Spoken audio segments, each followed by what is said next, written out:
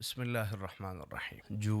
جھوٹ ایک ایسا گناہ ہے جو انسان کو زندہ دفن کر دیتی ہے۔ کیا ہم نے کبھی سوچا ہے کہ انسان مرنے سے پہلے بھی مر سکتا ہے؟ جی ہاں، ایک صورت میں ایسا ممکن ہے، اور وہ جھوٹ بولنے کے ساتھ، کہ ایک جھوٹا شخص، اس کا ضمیر مر جاتا ہے، اس کا اعتماد مر جاتا ہے، لوگ اس پر اعتماد چھوڑ دیتے ہیں اور اس کی روح ایک زندہ لاش بن جاتی ہے۔ آج ہم بڑی ڈٹائی سے جھوٹ بولتے ہیں، اسے گناہ بھی نہیں سمجھتے، حالانکہ یہی جھوٹ ہے کہ جس کے بارے میں اللہ تعالیٰ نے قرآن حکیم میں ارشاد فرمایا ہے کہ ان اللہ لا یہدی من هو مسرف کذاب، کہ اللہ تعالیٰ ہدایت نہیں دیتا ہر اس شخص کو جو حد سے تجاوز کرنے والا اور جھوٹا ہو۔ ایک اور جگہ ارشاد باری تعالیٰ ہوتا ہے، اللہ تعالیٰ فرماتے ہیں کہ الا لعنت اللہ علی الکاذبین، کہ جھوٹوں پر اللہ تعالیٰ کی لعنت ہو۔ یاد رکھیں، یہ لعنت ایک ایسی چیز ہے کہ یہ انسان کی امید کو ختم کر دیتی ہے۔ قرآن میں جہاں پر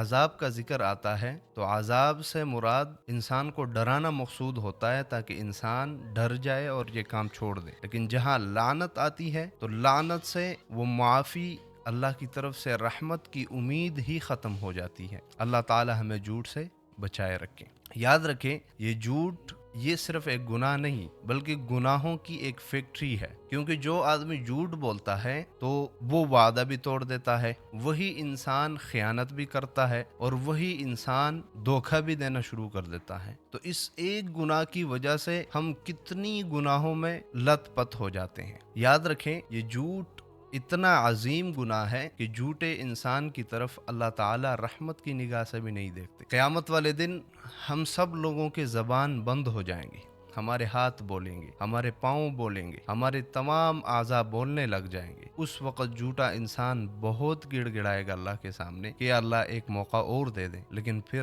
کوئی موقع نہیں ملے گا۔ جھوٹے انسان کی کہیں بھی کوئی عزت نہیں ہوتی۔ یاد رکھیں، جھوٹے انسان کو ایک ڈر لگا ہوتا ہے، وہ اپنی ماں سے بھی ڈرتا ہے، اپنے باپ کے سامنے بھی گھبراتا ہے، وہ اپنے عزیز و اقارب کے سامنے بھی ڈرتا ہے، کیونکہ جھوٹا انسان ایک ایسا انسان ہوتا ہے جسے ہر وقت یہ ڈر ہوتا ہے کہ کب میرا جھوٹ کھلے گا، کب میرا راز آشکار ہوگا، اور کب میں لوگوں کے سامنے آؤں گا۔ یہ کیسی زندگی ہے کہ ہر وقت ہم ڈر میں رہتے ہیں، اور یہ ڈر اللہ کا نہیں، یہ لوگوں کا ڈر ہوتا ہے۔ اگر ہمیں اللہ کا ڈر ہو تو ہم کبھی بھی جھوٹ نہ بولیں۔ اللہ تعالی ہمیں جھوٹ سے بچائے، اور اللہ تعالی ہمیں سچ کی روشنیوں کی طرف لے کر آئے۔